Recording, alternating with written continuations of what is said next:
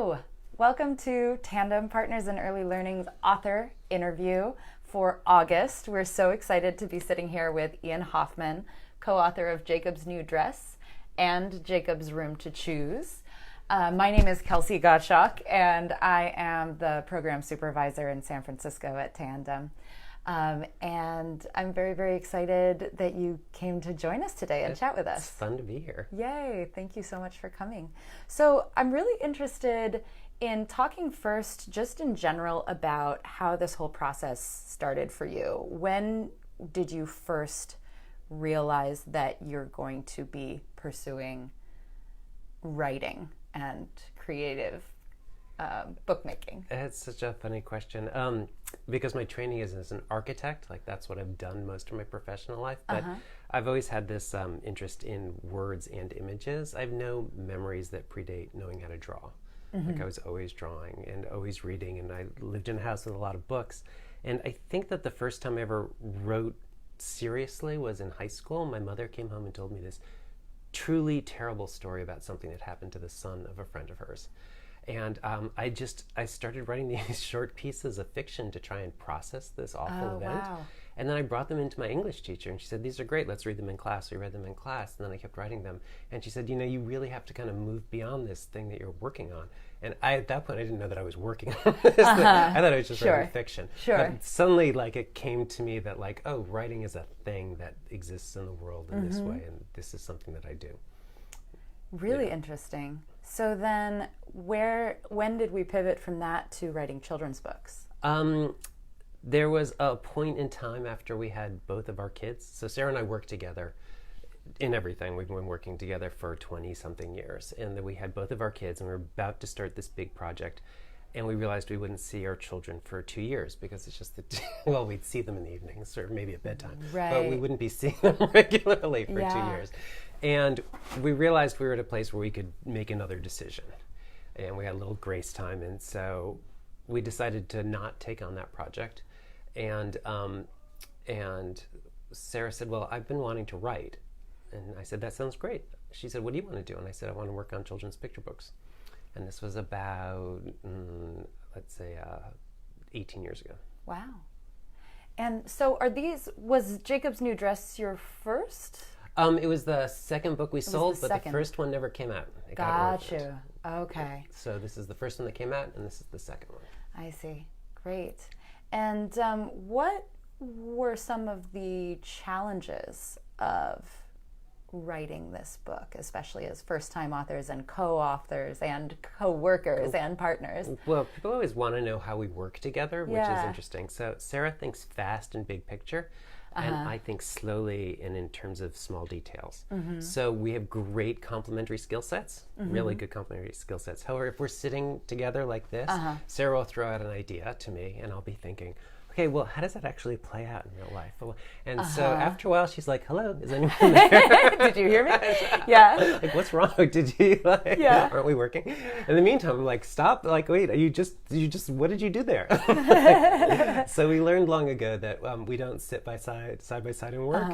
So one of us starts a project and then works on it for a while and then gives it to the other one for comments, edits, suggestions, whatever. And we divide everything up that way. Big complex projects, you take this part, I take this part, and then we meet to review where we are and figure out the next stages. Very cool. Yeah. And so then interestingly enough, actually, we had this newspaper column many years ago. It came out every other week. It was on architecture. And it was 400 words long. And so we took turns writing the first draft.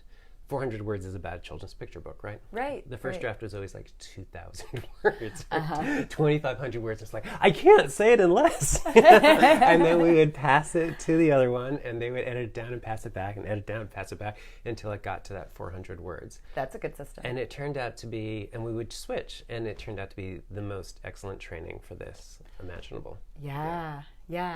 That's really interesting. Yeah. That wouldn't necessarily make that leap from architecture column to these children's books. Right. And so then where does Chris Case come into the picture? So typically the publisher hires the illustrator because they have the art director at a publishing house has a whole range of illustrators they want to work with. The art director works with the editor. They say, this style seems good for this book. And so that's how we came to Chris. And for this book, actually, Albert Whitman had another illustrator in mind, and that they gave him the book, and he was working on it, and he got back in touch with him. He said, I just can't take this seriously, this idea of a boy in a dress. Wow. Right, and so they said, okay, we'll find someone. Yeah, so that is an excellent segue into the content of Jacob's New Dress. For anyone who's watching who hasn't seen this book before, I'm going to flip through a few pages, and could you just tell us a little bit about what happens in this story? Yeah, sure. Jacob is a boy. He's in preschool, and he likes to wear dresses. He's interested in exploring things that are on the, generally considered girl side of the gender divide. And so what happens when he wants to wear a dress to school, which he feels is a natural thing that he wants to do? What are his parents' reactions? What are the reactions of the school around him? And, what's the reality of that situation for everybody? Mm-hmm. And so where did the idea for writing about a gender nonconforming child come from? From our son, actually. Our son wanted to wear a dress to school, and this was an experience that we went through. And I have to stress that this book is fiction. Right. Yeah, this is not. Our son Sam is not Jacob. They're different kids. They have different responses to the world. But when our son, was a little boy who wanted to wear a dress, there were no books available on this, and it was a real struggle for us as parents to know we wanted to support him, but we didn't want to be in danger in the world either. We didn't have role models for it. We didn't have support. And eventually we did find support in a community of parents with also gender nonconforming kids. And so we heard a lot of their stories, like talked to them, met a lot of their kids. And so we sort of came up with a fictional way of dealing with a lot of the issues that come up. So would you say Jacob is an amalgam of some of those stories, or? Yeah, there's like one true event in there, but for the rest of it, it's an amalgam. But it's a very true amalgam. Yeah. I mean, it's definitely a very real experience for a lot of kids. And so what was that experience? And their parents, too. Yes, right, because it does deal with how do the parents and the teachers address this, and you actually see their opinions and their ideas changing throughout the book, or maybe not their ideas, but their response, and how do you talk to this kid about it? Yeah. And so you mentioned that when you had this experience as parents, you didn't necessarily have mentorship or support, and there were no books about it. So why is it so important to have books about something that might be a challenging thing to address as a parent? So hang on, I'm going to look at my notes here, because we say it really well sometimes, and I'm going to say it more poorly. So there's a lot of leeway in the world for girls to express themselves all along the gender line, from like sparkly pink dresses to jeans and baseball cap. And there's much less room for boys. So when we wrote Jacob's New Dress, we wanted to present a boy in a dress is like just another way of being a kid. Like this is something you can do, and it's normal. And we also wanted the kids who are like Jacob in Jacob's New Dress to say, oh, I'm not the only one. Like, there are others like me in the world. And that's a really powerful thing for kids. Absolutely. Yeah, and we talk a lot at Tandem about books being both mirrors for kids to recognize they're not alone and to see themselves, and windows for kids who then might see another kid in a dress and be like, oh yeah, they're like Jacob. That's just normal. Yeah. I've seen that before. Yeah. And then as a parent... It's also, and it's also for kids, it shows that it's not just for the kids who are different, but for other kids to say, oh, it's okay to be different. Exactly. Yeah. And then as a parent, how do you think a book like this, or Jacob's Room to Choose, which we haven't even gotten into yet, the newer one, could be used as a tool for those conversations? You guys sent me that question. That was the hardest one. I was like, how did it... And I realized our books, the parents who need to talk about these things with their kids are looking for books like ours. And so we hope that our books are a good conversational tool for them, a way to open up the discussion and talk about these things. Yeah, absolutely. So do you want to talk a little bit about Jacob's Room to Choose and where the evolution came from? Sure. So... Oh, I don't want to make Sophie fall down. That's okay. You can make Sophie fall down. I'm going to have her sit. She can sit here with us. Okay, that'd be perfect. This one is crinkly. It's so I know, it's fantastic. I just took it out of the box. As we met more and more parents of gender nonconforming kids, we realized that there are three questions they ask each other. right away. Like it became this formula. Is your family supportive? Right? Is the school supportive? And how's the school handling the bathroom? Like, that's the third question. Interesting. Because that was a big question for everybody. And so in Jacob's New Dress, we got to talk about supportive families and schools. Right. And we still hadn't addressed the bathroom issue. So when... I like the inside cover. Yeah, isn't that great? It makes lots of noise. We love our illustrator, Chris Case. He is amazing. And actually, if you turn it this way, you get to see the whole, very cool. the whole spread. The whole scene. And it sort of tells the whole story of the book right there. Here's this boy in a dress looking at the sign that doesn't look like him.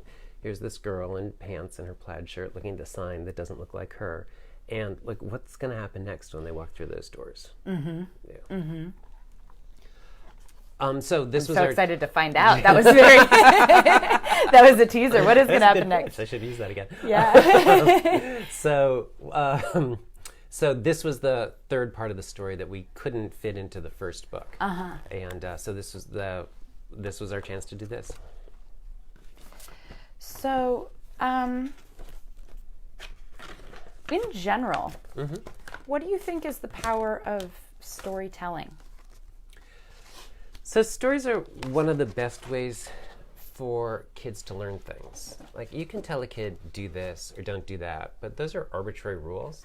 And they know that they're arbitrary, and therefore they treat them as things that are, can be ignored. They're optional. Right. They don't make sense in any particular way. Okay, come here, Sophie. Sophie can sit down. Whereas stories get to the why and what happens next? If this happens, what happens next? Yeah. And then suddenly kids are listening. Yeah. Yeah. Absolutely. Yeah, and plus when you're reading to a kid, it's not only is it super fun for them and super fun for you, it's really engaging. It's like this intimate moment to experience this thing that's happening to both of you at the same time. Yes, shared focus. That's a really, really big kind of jargony way of saying that in child development speak. Oh, okay. Having an adult and a child both be looking at the same thing is actually really, really powerful for their brain development and beginning to understand how to communicate about something. Yeah. But you mentioned that books are fun and engaging. How do you make that the case? Has it always just kind of come naturally and automatically? Or do you have some techniques that you use for helping to make storytime really engaging?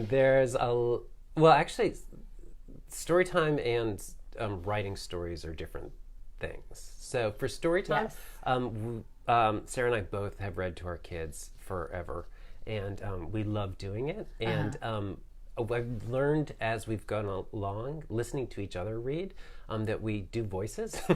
Yes. We will definitely do voices. And that she's better at some things and I'm better at other things, Yeah. which is kind of odd because, we're both parents and they're our kids. But there are certain stories that each of us responds to better and makes come alive. I would say that just reading to kids is the most important thing. And I've heard parents, read without doing the character voices and everything else, and the kids still love it. That's not a big deal. Yeah. But just the time spent together can be engagement in itself. But then as an author, what are some of the things you do to make them engaging? So it's easy to come up with good ideas. It's like saying, let's eat chocolate cake. That's a good idea. We can all agree. But writing a story is like baking the cake. Basically, you have to learn how to do it. You've got to learn how to mix the ingredients. You've got to learn what works and what doesn't. Sometimes it fails. You've got to enjoy the baking process, and then at the end, you get to eat the cake. Yes. Yeah. Yeah. So there's a lot. So what are some of the key ingredients? Voice is the most important thing. An honest and original voice is great. Kids know when they're being talked down to. I've kind of noticed, and they stop listening. Whereas if they hear a voice that's true, they'll listen, even if they don't understand what's going on. That's really appealing. And there's just a lot of craft that goes behind it, too. We're members of SCBWI, Society of Children's Book Writers and Illustrators, the longest ever acronym. And we go to conferences, and we learn how to do it. Yeah. Yeah. So just like you go to learn how to bake a cake. Yeah, exactly. Yeah. So, and anyone can pour one out of a box, but it's much harder to make a book from a box mix. Betty Crocker doesn't have these. Yeah. And so in terms of that skill and that craft, is there any advice that you received, maybe from that teacher in high school, or that you would give to maybe a younger kid or young adult who's starting to think about writing, or just someone who's new to the craft?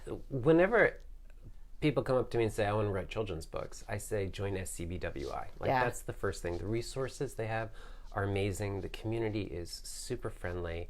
You go to a conference, you haven't published anything, you're totally unsure of yourself, and people are like, great, talk to me about what you're doing. And you go and you hear lectures on craft, you hear inspirational lectures from authors, you learn about other people's struggles, you learn about how the publishing community works as a business. It's just an extraordinary resource. So that's a big deal. And it's funny, when I first got serious about this, I have a friend, JD, who's an author, and I was telling him about what I was working on. He said, Ian, what you have to remember is that writing is mostly rewriting. I had no idea what he was talking about. Like, it's just JD being JD. Saying something that sounds prophetic but doesn't mean anything. But I've learned that it's very much like the baking the cake thing. You really have to enjoy baking. You've got to enjoy revising. You've got to enjoy learning more craft. You've got to enjoy all of the things that sending those 2,500 words back and forth and whittling them down. Yeah, and the fun of that. And when you get it right, the thrill of that. Yeah. So writing is mostly rewriting, and enjoy it. Yeah. That's great advice. Let's talk about these little dolls. So our daughter, Ruby, is a talented seamstress, and she saw the books, and she's like, you guys need dolls to go with your books. So we're like, okay. This is the frosting on the cake. What were you thinking? She knows how to bake a cake. So she made us these dolls, and she didn't think Jacob's dress was, you can see it's just green here, but it's got the white star. So she had the little stars. Oh, very nice touch. Yeah. And then when it came to Sophie, she really felt like, if she's going to be wearing a shirt, has real buttonholes, real tiny buttonholes. Yeah. And it buttons and unbuttons. Very and cool. She got her khaki pants to roll up, and the sneakers are right for both characters. Yeah, it's really incredible. And the hair is actually 2 different yarns, which she washed so that they would match together. Can you see that from there? Yeah. We've got multicolored hair. She washed and felted. Wow. Then put on and then trimmed for a haircut. Styled. Styled, yeah. Yes. That's fantastic. So how much do these go for right now? About $1 million a piece? Yeah, these are so not for sale. One of a kind. But if someone wants to tell us how to make these, there's a craft thing I need to learn. Yeah. Well, awesome. Thank you so much for bringing them along. Sure. And for sharing with us about your books. Is there anything else that you really wanted to make sure we talk about today? Yeah, actually, which is the new book, which is just come out. So it's about gender nonconforming kids and needing to use the bathroom. And it's been a topic that's been in the news a lot for adults as various states pass bills. And it kind of comes down to a pretty simple idea that everyone needs to use the bathroom and everyone wants to be left alone while they're doing it. And I think it's a really approachable exploration of that concept. Yeah, so that's actually, I'm glad that you brought up the political side of it, right? Because talking about gender nonconformity and particularly the bathroom issue has been very much politicized and put into laws. And you talked a little bit about the finding the right illustrator. Have you and Sarah experienced any other kind of broader pushback around these books and the topics that you're tackling here? Well, this book was banned in North Carolina in a school district where they were trying to teach tolerance one year. And some parents got a hold of it and they were like, no, we can't possibly use this book. And they pulled it from the curriculum, which was strange for us. Yeah. But illustrative. When we started this process, our idea was that in 75 years, this book would seem quaint. We just imagined people having this conversation where like, what was all the fuss about? Yeah. Like if you're wearing jeans, girls couldn't wear pants. Like, can you imagine that? Like, what were people thinking? Yeah. Like, it's hard to imagine. So that's where we would like these books to be in 75 years. Yeah. and not political, not special, and not anything surprising. Yeah. Right. Absolutely. And so what would you say maybe to a parent who's looking at these books and just feeling like, I don't know how to start that conversation with my kid. I'm not really comfortable with boys wearing dresses, or I don't want my kid to start wearing dresses. Sure. Do you have any messaging around that? Yeah. Messaging, it's a good term. Yeah, you're not going to teach your football-loving boy to wear a dress by reading them a book. You know, it's just not going to happen. Kids are going to be interested in what they're interested in. It's there for the kids who are, you know, boys who want to wear dresses and don't see that represented. And here's a book that says it's okay.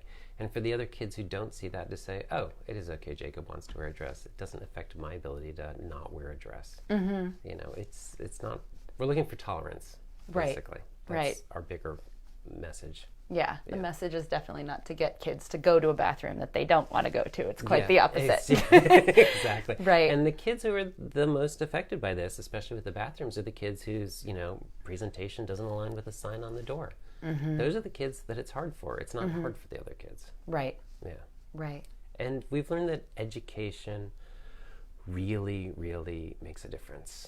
You know, when Sam was little and there was a boy in a dress at school, when his teachers taught about diversity and acceptance and, you know, being curious and asking questions but being accepting of things, kids were fine with it.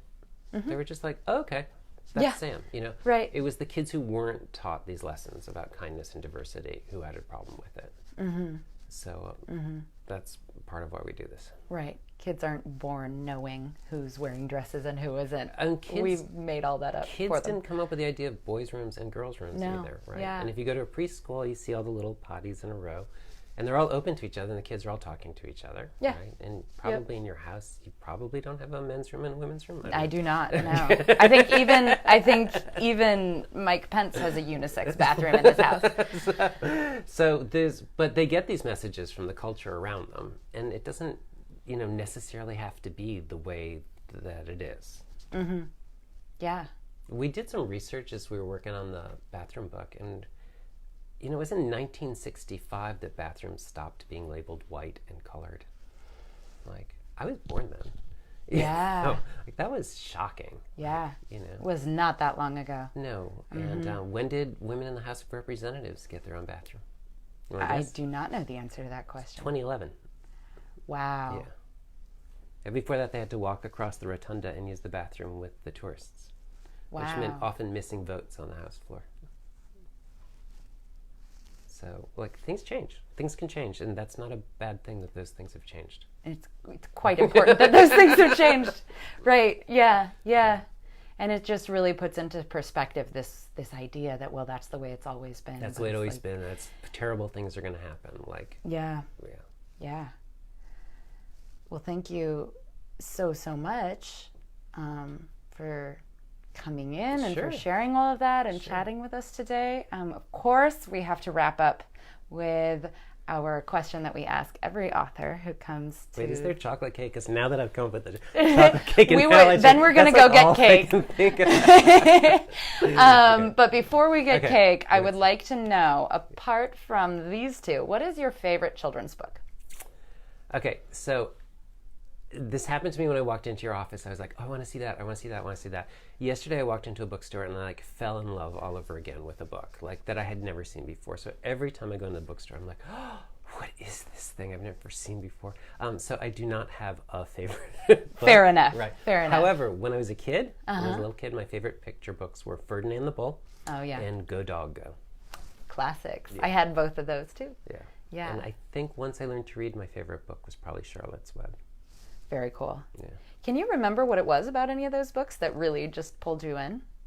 I think it really related to Ferdinand. I don't think that's like any like. My parents probably like found that book and handed it to me, so I could say like, "Here, it's okay. Yeah, you can go sit and draw." And Go Dog Go is just so much fun. Yeah, you know? It's just I think people who are who they are, and certain things are vivid to them. and other things aren't. And probably you can think of the things in your life that you're interested in that don't necessarily relate to each other, but are just you. Yeah. And so, I grew up, Go Dog Go has that sense of motion and fun and speed. And I, of course, grew up to be a motorcyclist. Yep. Yeah. It was P.D. Eastman's fault. P.D. Eastman Little didn't teach me that, but I was like, that's what I'm looking for. Yeah, absolutely. Yeah. Great. Well, thank you so much. Sure. Thank you all so much for joining us, and we will see you next month.